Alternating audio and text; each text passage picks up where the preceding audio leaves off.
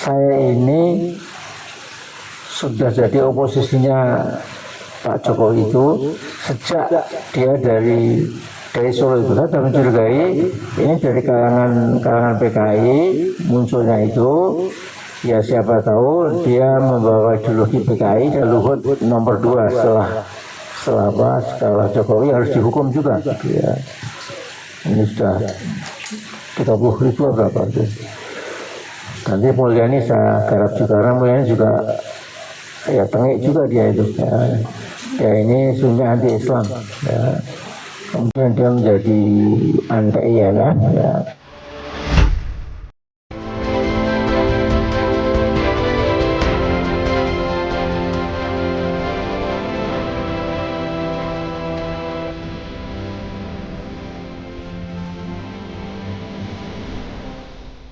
Racikan berita.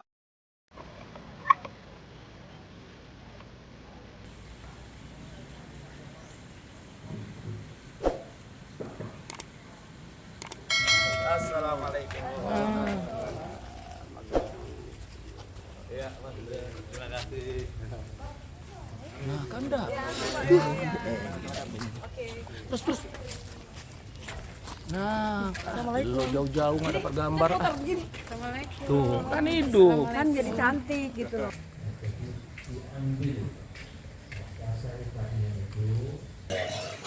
Kita semua yang melibatkan waktu ya berapa jam barangkali maksimal untuk berdialog, tukar pikiran,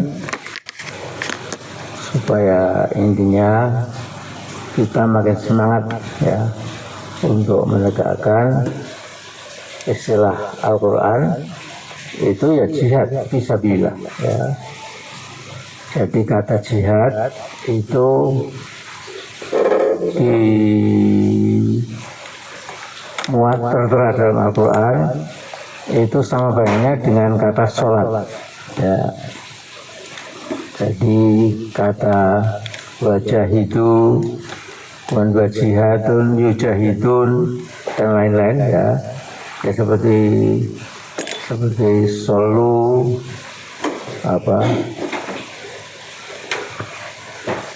dan lain-lain lah ya, kata-kata dalam bahasa Arab itu ya. Itu menunjukkan bahwa memang betapa pentingnya jihad itu dalam agama kita ya. Nah, saya tidak atau belum ya sampai ke tataran ulama yang sudah hebat ya. Saya cuma ya baca Quran, baca sunnah, kemudian baca beberapa riwayat itu. Jadi sampai-sampai ada sebagian ulama itu yang mencoba menerobos hadis Nabi itu ya. Hadis Nabi itu rukun Islam cuma 5 ya.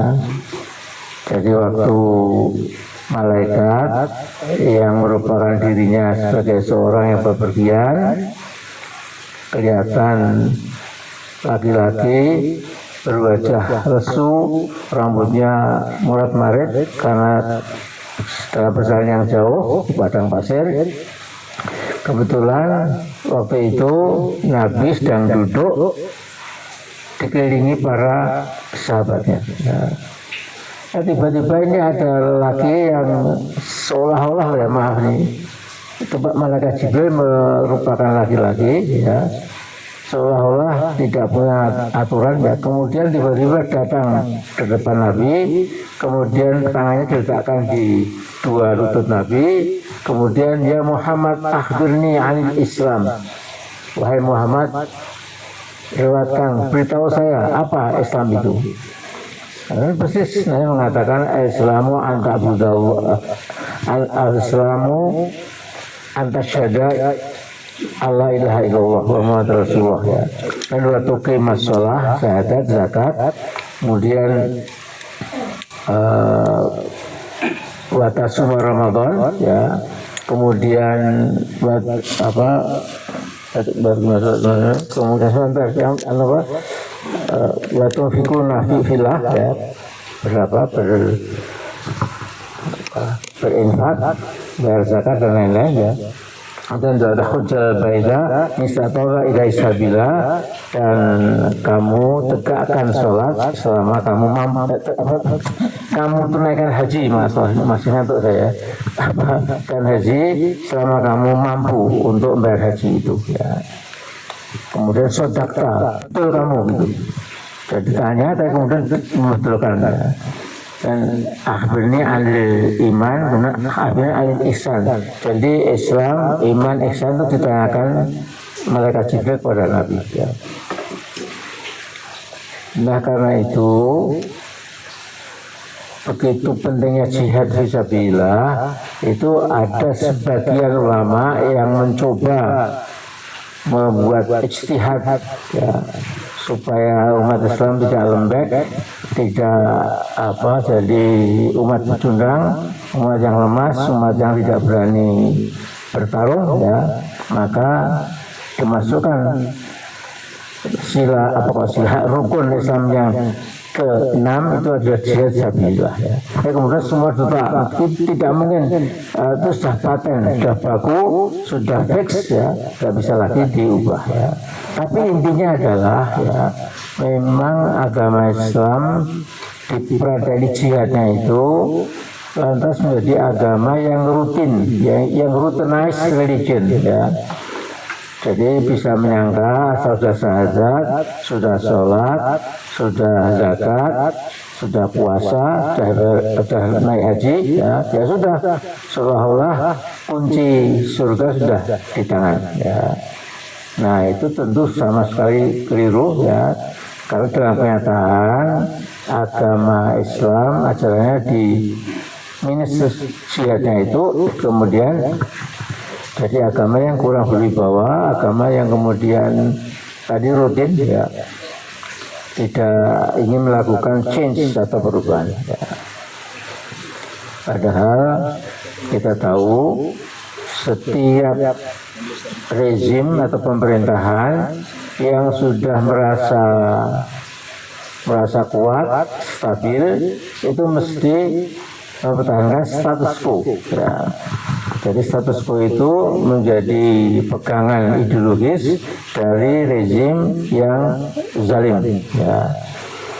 Untuk menggebrak status quo itu tentu tidak bisa hanya dengan misalnya pengajian atau khutbah Jumat atau omon-omon ya, tidak bisa ya, kecuali dengan tenaga gerakan ya, kemudian sampai mengorbankan amwal dan anfus ya, mengorbankan harta maupun nyawa ya. Nah tapi dalam surat At-Taubah ayat 111 ya, itu Allah menunjukkan bahwa sesungguhnya mendahulukan anfus daripada amwal itu juga kewajiban kita ya. Jadi jihad itu total. Kalau perlu jiwa kita pun ya, yaitu kita gadekan untuk untuk surga gitu ya.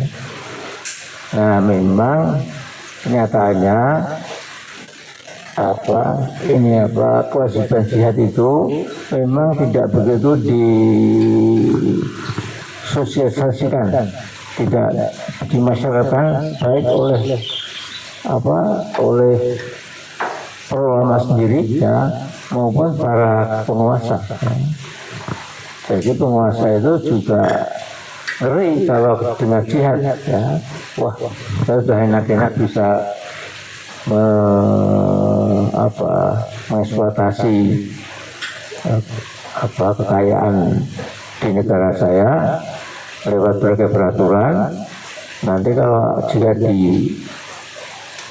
dipergiat gitu, bisa-bisa saya saya jadi sasaran ya. Dan makanya ulama-ulama Saudi itu paling takut ya kalau ulama bicara soal jihad ya. Sehingga kalau kita klik di YouTube YouTube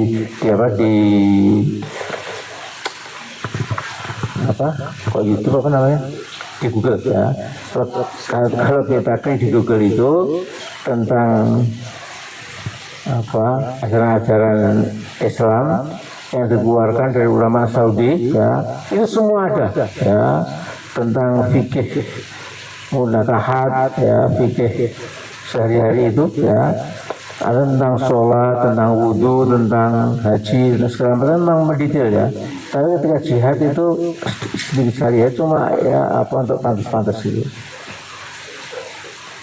Nah karena itu kita pun di Indonesia juga, bahkan Muhammadiyah yang katanya progresif, saya ketua Muhammadiyah dulu, ketua umum ya, saya sadar bahwa kelemahan Muhammadiyah pun sama dengan NU juga itu sepertinya menghindari. Ya.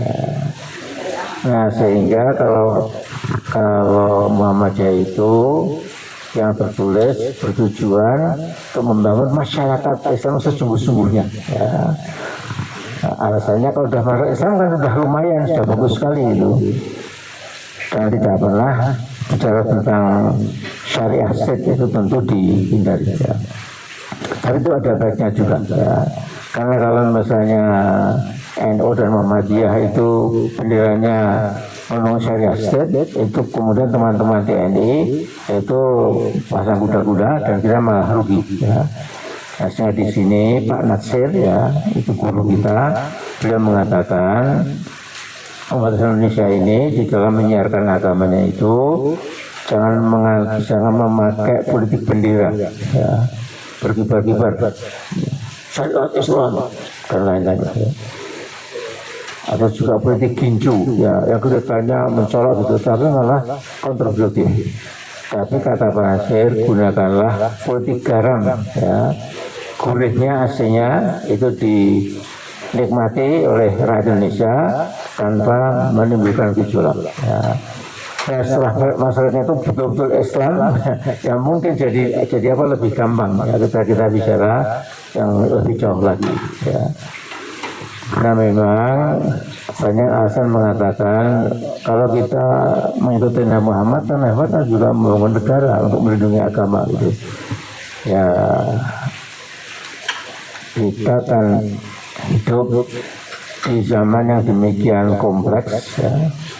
Kemudian tidak mungkin juga kita lantas serta-merta itu mencoba menerapkan apa yang dilakukan Nabi ya, ketika industri Yathrib itu memang bangun masjid dan negara. Ya. Tapi nanti itu kalau di sini misalnya seperti itu, tentu kita akan menghadapi banyak masalah. Ya, jadi diambil saripatinya itu bahwa kalau masyarakat sudah Islam, kemudian yang umat ijabah sudah makin kuat dan umat dakwah juga sudah melemah, membungkuk mengikuti Islam. That's it. Ya. Jadi umat itu dalam kacamata dakwah dibagi dua, ya. Umatul ijabah, umat yang sudah menerima Islam. Ya, kita ini umat ijabah. Ya. Nah, tapi kemudian ada santri abangan yang katanya Islam dan lain-lain, tapi memang belum masuk Islam sungguh-sungguh, ya. Nah, sehingga itu diperlukan kemudian dakwah tadi, ya. Itu adalah umat dakwah, sasaran dakwah kita itu adalah mereka itu. Ya. Kalau orang Jawa bilang itu Islam abangan. Jadi saya pernah cerita sama Pak Ridho ini, ya, bahwa Pak R. Farudin itu, ya, ketua Muhammadiyah yang sangat populer, ya, itu beliau menceritakan pengalamannya ketika beliau masuk kampung-kampung, ya, itu pada pengajian bahasa Jawa, ya, dan Pak R. tanya kepada audiensnya, apa bapak-bapak, ibu-ibu sudah tahu rukun Islam? Ya. Wah, belum tahu Pak R. rukun Islam belum tahu. Yang tahu kami rukun tetangga dan rukun kampung katanya. Ya. Nah kemudian diterangkan satu demi satu lah rukun Islam itu apa. Ini sekedar catatan. Nah sekarang kembali ke Indonesia kita sekarang ini ya. Jadi saya sudah mengamati lama. Jadi gini, saya ini sudah jadi oposisinya Pak Jokowi itu sejak dia dari Solo itu. Saya sudah mencurigai ini dari kalangan PKI munculnya itu. Ya siapa tahu dia membawa ideologi PKI dan kayaknya kan memang dia kan membela PKI ya. Jadi secara resmi pernyataan dia itu meminta maaf pada PKI ya. Itu luar biasa, mestinya kan apa malah minta tanggung jawab PKI ya. Nah jadi ini memang harus dihukum ya. Saya sudah buat konten itu ya, sudah pantas hukum mati ya, dengan segala macam argumen gitu. Dan sudah diperiksa 92.000 itu sudah viral. Nah kemudian saya sudah keluarkan juga Luhut nomor 2 setelah Jokowi harus dihukum juga ya. Ini sudah 30.000 berapa itu. Nanti Mulyani saya garap juga, karena Mulyani juga ya tengik juga dia itu ya ini sungguh anti Islam ya. Kemudian dia menjadi anti IMF ya, bekerja untuk asing ya, bukan untuk bangsa sendiri. Untuk sekarang kita punya Pak Purbaya ya, semua yang disembunyikan oleh si Mulyani itu sekarang dibongkar ya. Jadi memang insya Allah baik ya. Nah, saya kira itu. Kemudian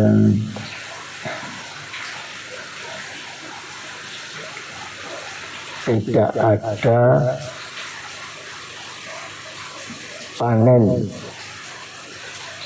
syukur-syukur panen raya ya, yang bisa kita petik kecuali kalau kita memang susah payah ya untuk memilih bibit yang bagus ya, untuk menyiangi rumput-rumput ya, untuk memberikan pupuk ya, air dan lain-lain. Panennya itu menjadi panen yang hebat ya. Nah ini analoginya dalam perjuangan ya, kita memang tidak bisa satu hari gebrak kemudian selesai ya, tetapi tentu ada fase-fase ya. Jadi fase pemetaan nah, pemetaan itu menjawab pertanyaan man a'dauna wa man asyiqauna, siapa lawan kita dan siapa sahabat kita ya. Jadi who are our friends and who are our foes enemies ya, dipetakan dulu ya. Dan yang kedua, kemudian dari mana ya kita menyembulkan ya, memunculkan ya langkah-langkah perjuangan itu ya. Yang kedua ini tentu adalah wahdatul Islam, ittihadul Islam. Jadi saya ini punya pengalaman yang tidak akan pernah saya lupakan sampai saya mati ya. Ternyata kalau umat Islam itu satu ya, itu memang tidak ada yang bisa menggusur, bisa mengalahkan ya. Juga saya ketua MPR itu ya, kita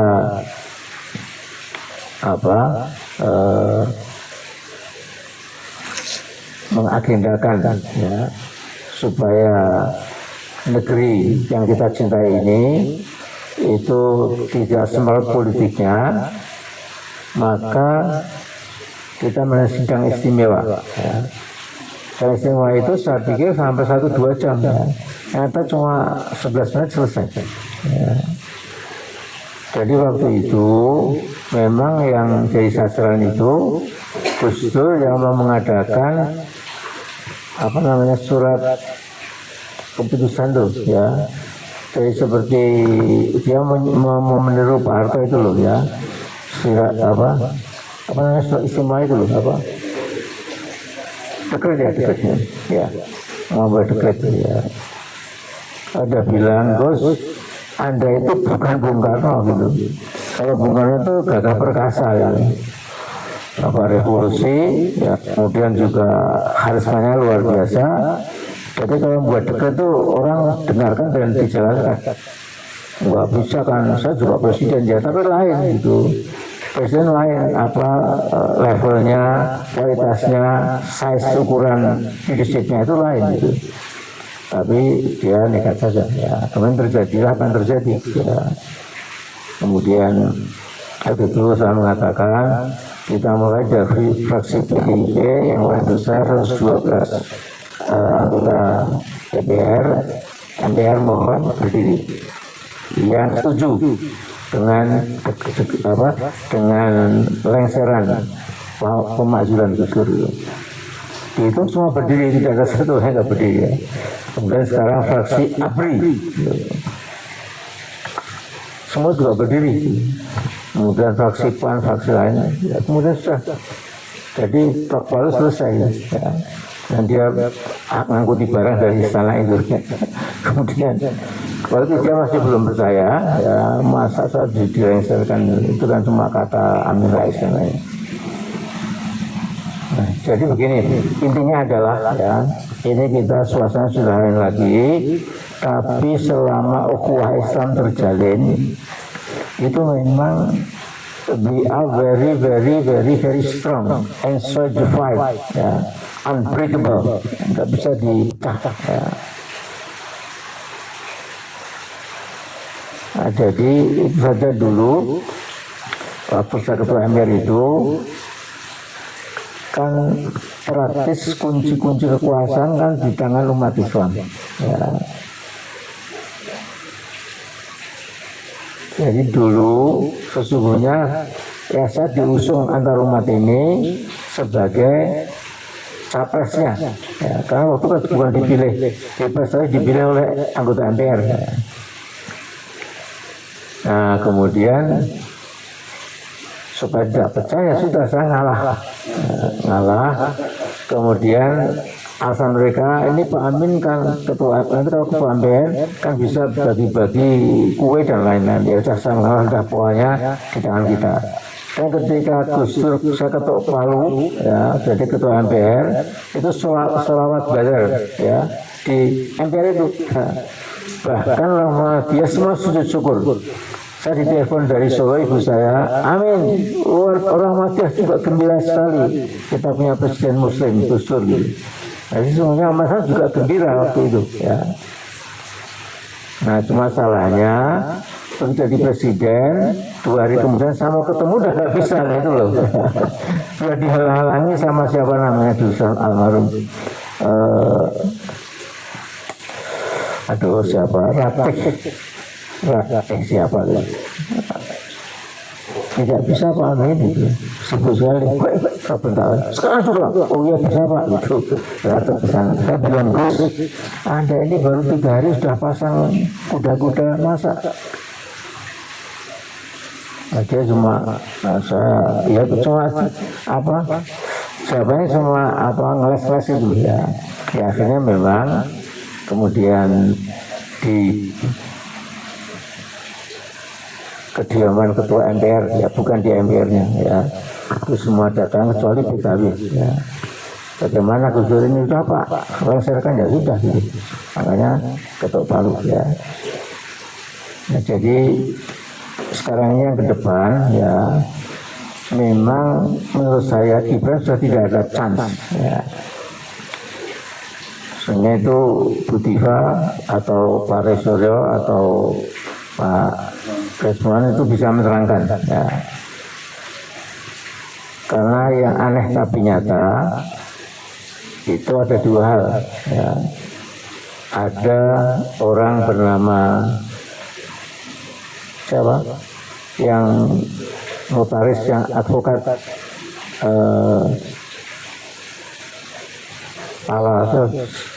jahit pala Suban Pala ya, Suban Pala itu ya.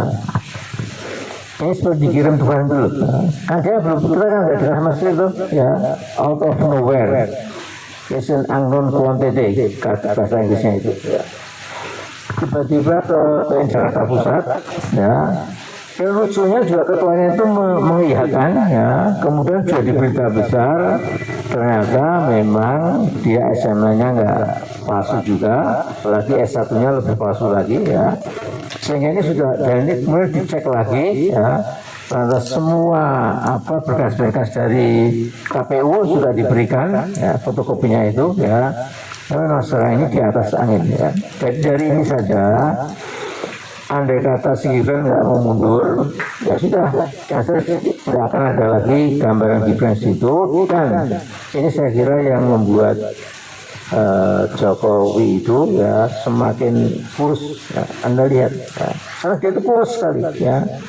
Mungkin kurang tidur, kurang makan, sehingga kalau diperkirakan oleh Ustadz Suharsono itu ya dia paling 50 kan tinggi, paling 50 kilogram ya, maksimal 60 gitu ya.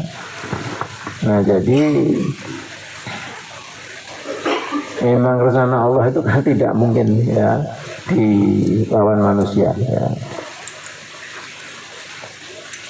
Dalam surat Ibrahim itu ada empat kata makar. Dalam ayat yang pendek ada kata 4 makar ya. Waqad makaru makrohum makrohum wa indallahi makruhum wa in kana makruhum latazulu minhu jibal.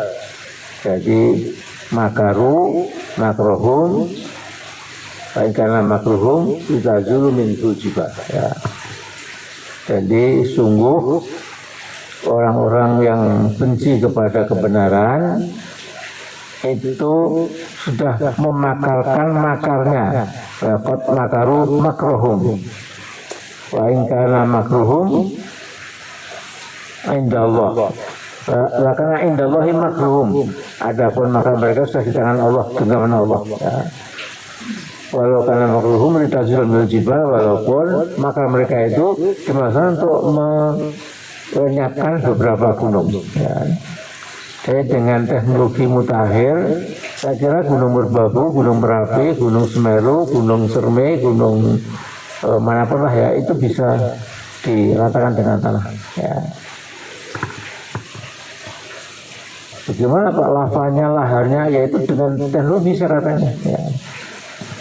Tapi kata Allah itu sepele bagi Allah. Ya. Walaupun tadi itu, walaupun makarnya itu dimaksud untuk melenyapkan beberapa buah gunung.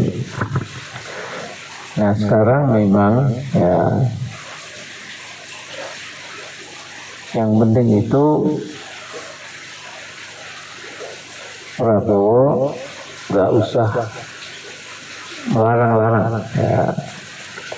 Dan saya dapat bocoran apalah itu informasi dari Jakarta ya. Memang Pak Prabowo membiarkan ya. Kalau nggak membiarkan tidak mungkin PN Jakarta Pusat berani ya. Kalau nggak membiarkan tentu mungkin sudah diganggu-ganggu ya Mas Roy Suryo CS gitu. Kalau sudah membiarkan tentu bisa diteror secara minta ya, malam-malam ditelepon, kamu sudah bisa hidup ya gitu. Saya dulu kan waktu mengkritik Pak Harto kan juga sering dapat telepon ya. Dan paling berat itu persis seperti yang dialami Budiva itu. Kamu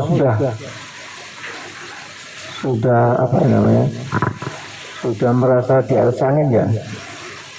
Kami tahu anak-anakmu sekolahnya di mana, jam berapa, kapan-kapan kita kasih air keras mukanya biar banyak semua gitu. Di waktu itu saya juga grogi, wah kok anak saya mau saya punya masa depan dulu ya. Terus Bismillah mudah-mudahan Allah menjaga. Apalagi Allah mengatakan Allah yutabi'u 'anil ladzina amanu ya. Sebenarnya Allah itu mendefense ya, menjaga orang-orang beriman. Jadi itu pegangan saya ya. Nah, jadi memang akan ada teror dan segala macam.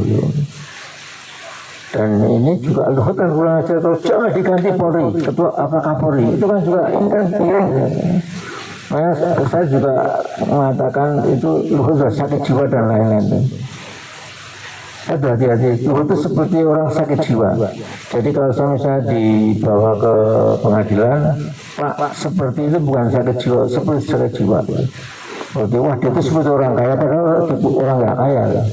Dia seperti orang pandai padahal bodoh. Jadi saya sudah mikir juga kalau kata seperti itu, insya Allah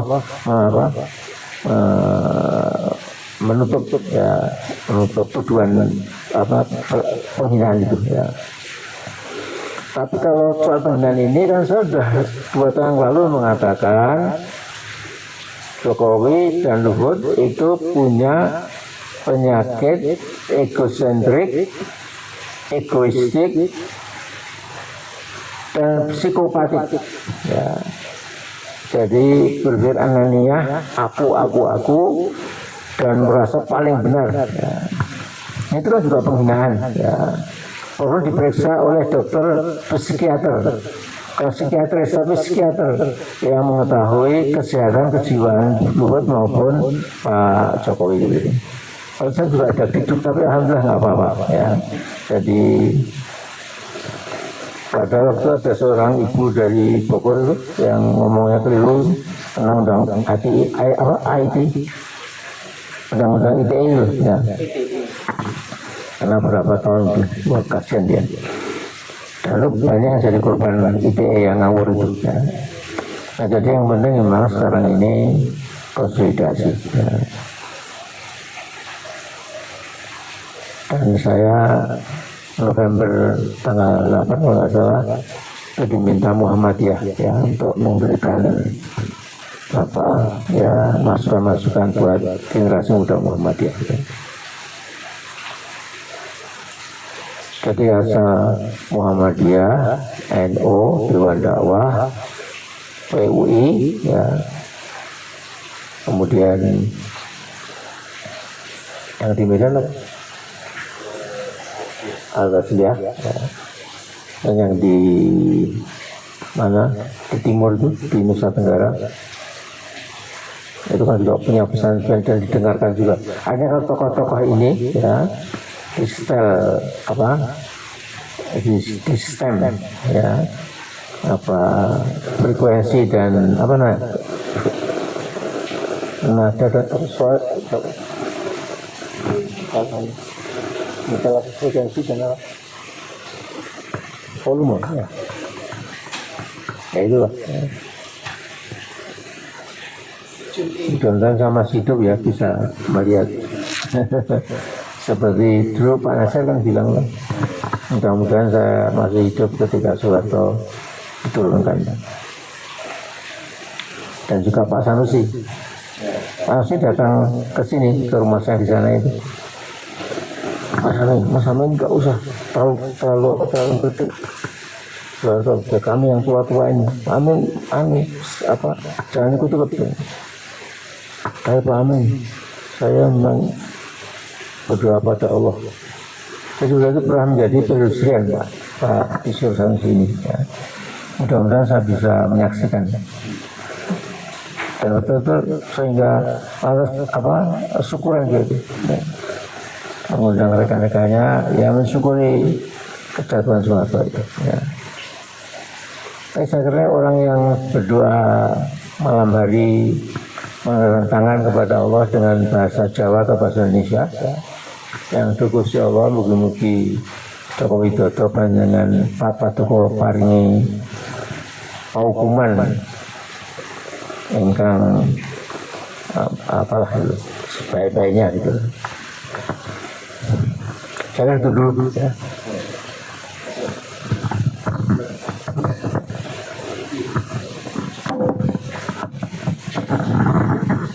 Assalamualaikum warahmatullahi wabarakatuh. Subhanaka la ilma lana illa ma 'allamtana innaka antal alimul hakim. pada pagi hari ini kita sangat bersyukur dan berbahagia, tidak menyangka bisa bertemu di kediaman Bapak Amin Rais, orang yang kita kenal bukan saja sebagai Bapak bangsa, tetapi Bapak reformasi, itu tidak bisa dipungkiri. Oleh karenanya tepat kita pada pagi hari ini, paling tidak kita ada empat pimpinan atau 4 kelompok. Ada ARM, Aliansi Rakyat Menggugat, jadi yang dipimpin oleh emak-emak yang selalu aktif dan tidak punya capek turun ke Sarinah terus setiap minggu. Kemudian ada kelompok YouTuber perjuangan. Jadi banyak YouTuber kita ini bergabung betul-betul bukan hanya sekedar mencari informasi, tapi melakukan perjuangan-perjuangan. Hampir 18 kelompok YouTuber gitu. Kemudian ada didampingi seorang presiden juga, presiden pejabat, Babang Eka Ajaya, yang dikenal sebagai di Jawara pengacara, pengacara. Kita diundang oleh masyarakat Solo. Mereka menggelar mimbar rakyat yang selama ini mungkin masih belum berani-berani karena masih mungkin mengalir keuangan Jokowi, masih ketermul-termul ini masih, tetapi mereka kemarin berani mengatakan itu, dan tokoh-tokoh Solo tumplek semua, dan kita dari Jakarta juga memang berubah-ubah. Awalnya di mana, di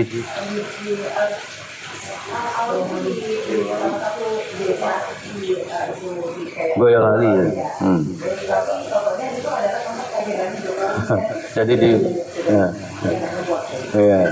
lantas kita pindah ke rumah umat Islam di dekatnya Samudrik ini. Rangkapuran ya. Dari situ mereka tidak bisa memperkirakan bahwa kita mendadak di situ dan digelarlah di jalannya. Nah, intinya bahwa kita menyampaikan juga kita sedang diadu, seolah-olah semua masyarakat menentang Solo karena ada selalu disebut geng Solo. Sampaikan bahwa kita tahu guru kita, sahabat kita itu orang-orang Solo semua, pejuang semua. Jadi ini mau dipecah belah mereka saja. Maka kita bersama, dan ada satu teriakan yang memang untuk target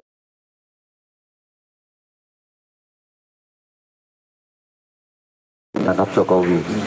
Jadi itu yang nampaknya menjadi concern, di mana 2 minggu yang lalu kita juga sempat mengepung KPK untuk meminta keberanian harus menangkap dan adili Jokowi, karena bukti-bukti pengakuan dari menteri-menteri yang kena itu, termasuk Tom Lembong, termasuk Direktur Pertamina Karen itu, dia menyatakan bahwa dia setor kepada Jokowi dan ini adalah perintah jabatan. Nah, kalau KPK tidak mau melakukan, maka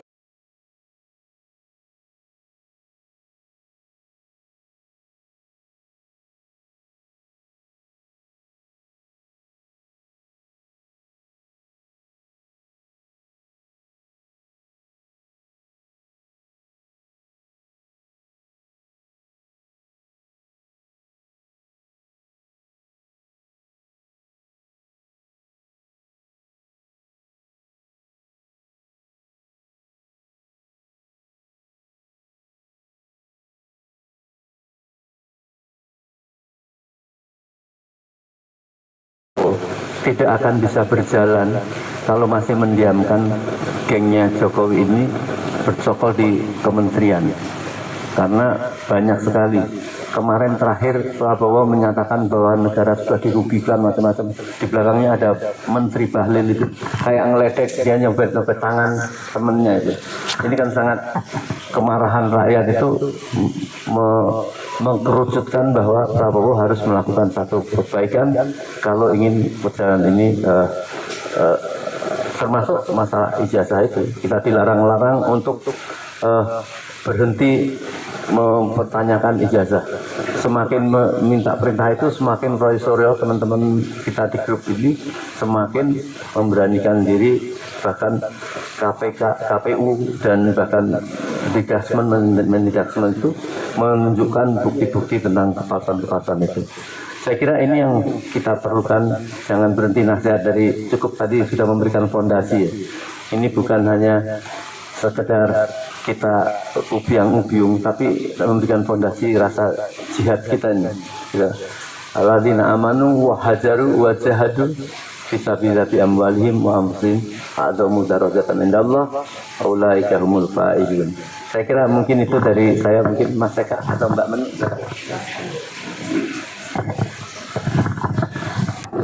Assalamualaikum warahmatullahi wabarakatuh.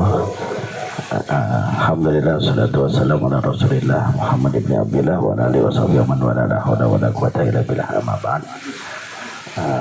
Pak Amin Rais yang kami hormati, Mas Ridho, membuka memori Pak Amin. Saya kader Pak Amin juga dulu di PAN, yang ditolong waktu ada kader kita dapat haji, undian haji, ternyata panitianya kabur dan Pak Amin yang nanggung dengan Mas Mumtaz kalau nggak salah saat itu 2009 Pak Amin. Pertama, alhamdulillah saya Eka Jaya, Ketua Umum Ormas Pejabat Pengacara Jawara Bela Umat, terakhir ketemu Mas Ridho di Rakernas di Taman Mini di asrama haji. Kami rindu sebetulnya dengan fatwa gerakan-gerakan Pak Amin pada saat ini. Ya, sepertinya gerakan-gerakan yang kita lakukan ini, ya walaupun banyak tokoh-tokoh baru muncul gitu kayak Dr. Tifa, Pak Rismon dan lain sebagainya, tapi giroh daripada reformasi itu adalah masih ada di tangan Pak Amin Rais yang kita lihat. Ingin sekali mana mungkin nanti suatu saat kita punya gerakan besar, Pak Amin bisa menghadiri, menambah spirit kita, semangat kita, karena ini insya Allah nanti kita coba untuk mengarrange apakah nanti targetnya itu itu dia, kita kangen spirit itu Pak Amin. Ini sepertinya perjuangan memang ya, kalau kawan-kawan bilang perjuangan masih panjang, tapi kita lihat untuk ijazah palsu ini finishing lah bahasa kasarnya begitu. Jangan sampai finishnya ini malah nggak jelas gitu. Kita mohon nanti ya lewat arahan atau link dari Pak Amin dan lain sebagainya, ini perjuangan ini tidak sia-sia. Artinya memang kita ingin memperbaiki keadaan bangsa dan negara yang memang sudah carut marut luar biasa, dihajar oleh geng, bukan geng Solo ya, artinya ini Jokowi CS lah. Kalau karena orang Solo banyak juga yang jiwa-jiwa patriotisnya luar biasa. Nah, ini yang ingin kami sampaikan agar mudah-mudahan ke depan dalam perjuangan yang mungkin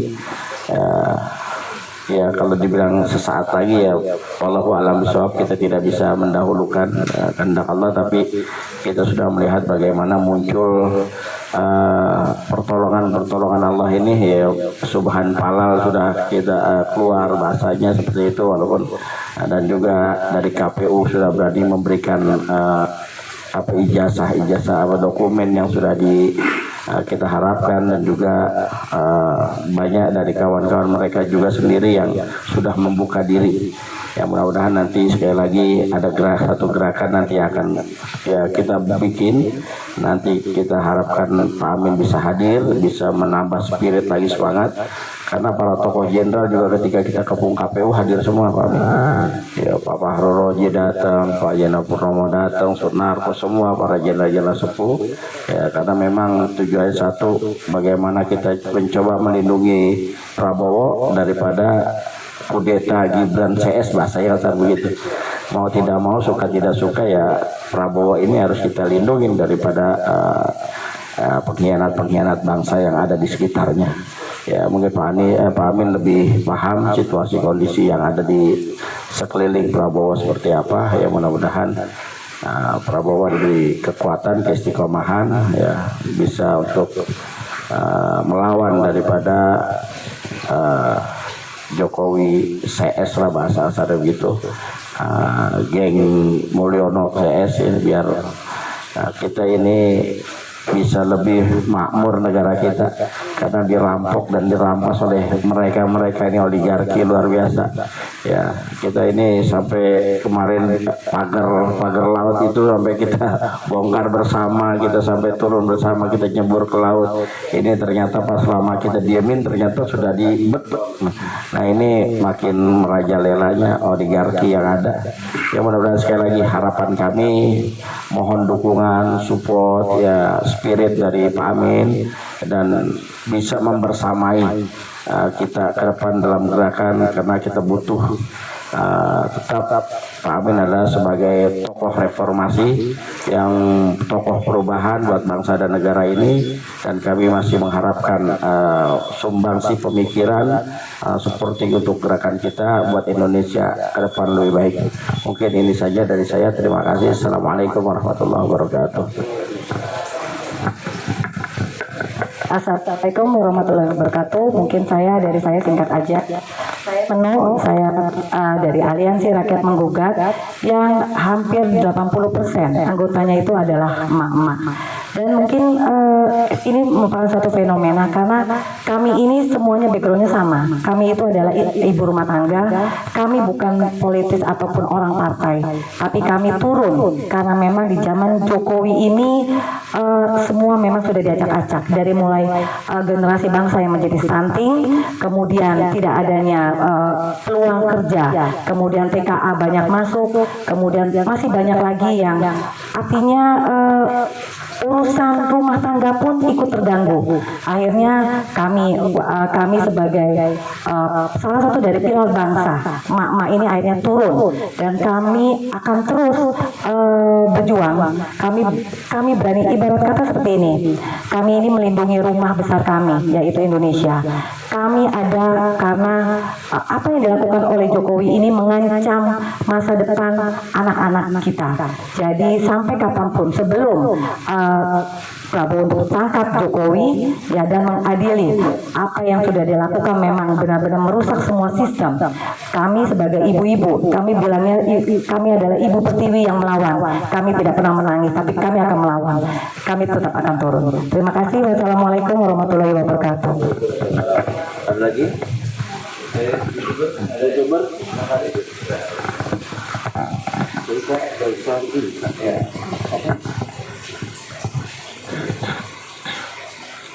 Jadi saya dulu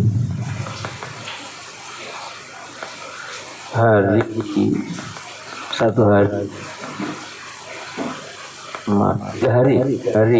sebelum Pak Harto menyatakan meletakkan jabatan, kemudian kursi presiden diberikan ke Pak Habibie, ya, itu saya ada di Solo, ya. Jadi 3 hari sebelum Pak Harto lengser itu, ya. Dari Solo itu sebelumnya saya sudah ke Jawa Timur, ya, dari Lamongan. Ya.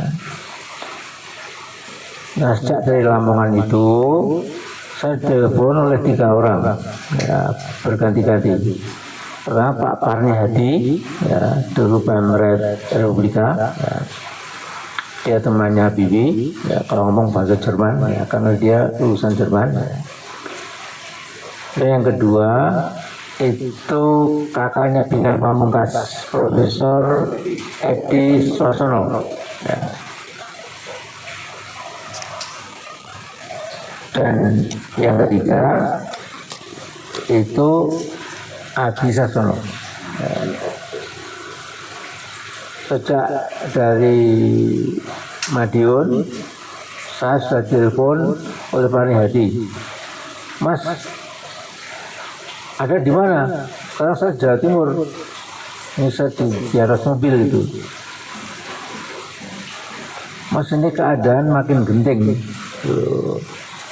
Jadi Anda jangan masuk Jakarta dulu.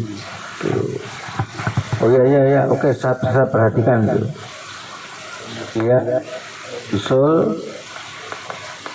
Pak Hadi. Tadi saya ada sono ya, yang pertama ada sono. Ya, ini Pak Hadi. Ya, Pak Andi mengatakan, masih gimana Anda? Saya di dalam perjalanan menuju ke pulang ke Solo gitu. Saya juga bilang, Mas jangan Mas, begitu Anda masuk ditangkap loh gitu. Ya udah saya perhatikan, saya bilang itu. Nah, bulan terakhir itu dari Profesor Sudarsono, Mas, ini penting sekali, ini A1, jadi mereka nggak peduli bahwa tokoh Muhammadiyah apapun, pokoknya nggak peduli akan ditangkap. Nah, sampai di situ saya cerai ibu saya. Bu, saya itu mau ke Jakarta, tapi sahabat-sahabat saya mengatakan jangan, nanti saya ditangkap. Nah, ibu saya bilang, memang saya perhatikan kamu ini kan terlalu berani dengan Pak Harto gitu. Jadi Pak Harto itu seperti di tempat yang tinggi, ada pakai galah itu ngogrok-grok Pak Harto, maka dia marah gitu. Tetapi kalau pergi saya bismillah, Allah melindungi gitu. Saya berangkat. Nah, saya berangkat, punya ibunda yang mendorong itu. Kemudian ini yang saya sampaikan ya. Dari Cengkareng itu saya menawar beberapa taksi yang sudah sebetulnya nggak mau ke Jakarta karena memang sudah hitam Jakarta itu. Karena apa? Nah ini banyaknya ban dibakar di berbagai perempatan jalan, dan ternyata ban itu bukan tradisi Indonesia, itu tradisi negara-negara Rusia, menggulingkan ya.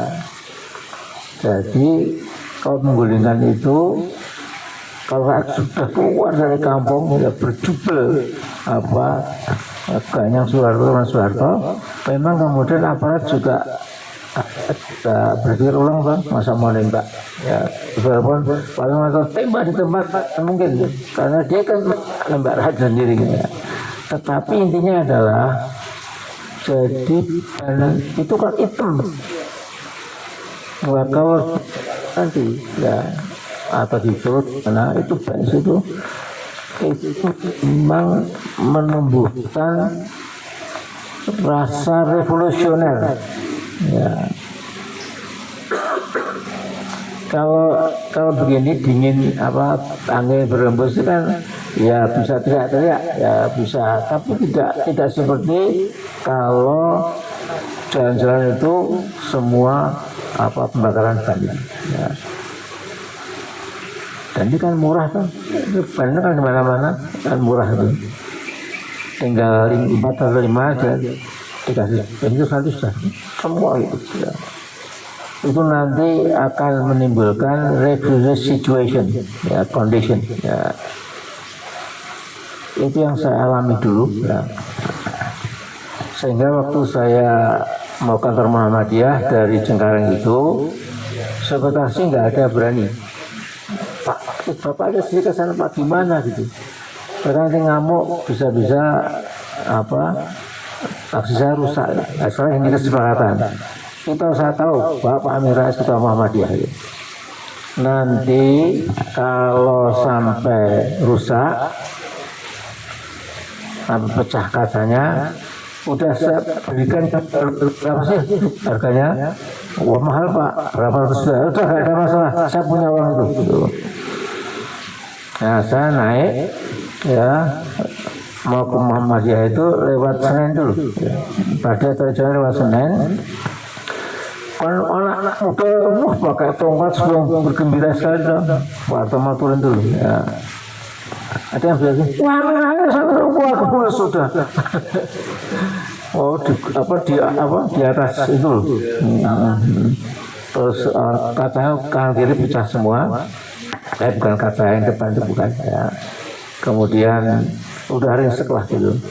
Terus dia bilang, dek, saya mau pergi ini. Terus malah minggir, Pak Amin ada kepentingan buat pergi gitu. Nah sampai di PP ya, kemudian memang saya konsekuen lah gitu. Udah jadi ini berapapun, ini tetap milik kamu, saya bilang yang baru. Saya kirim ke rekening kamu, yang rekening ada Pak, dia punya rekening gitu. Insya Allah besok lagi ya Pak. Nah, poin saya bukan rekening itu, poin saya itu kalau bahan dibakar ya, itu di Moldavia, di mana ada negara Kazakhstan, Uzbekistan apa itu memang itu presiden itu karena rakyat itu melihat bahan bakarnya senang. ini adalah tanda-tanda perubahan. Kira-kira seperti itu. Cuma itu masukan saya.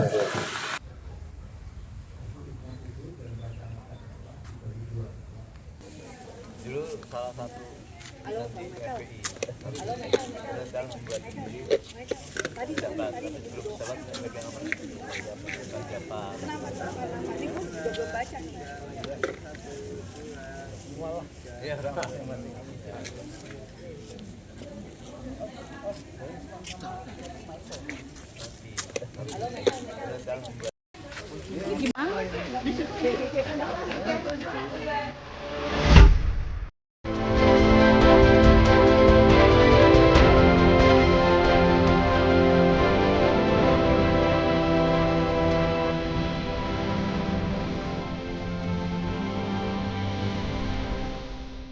Racikan Berita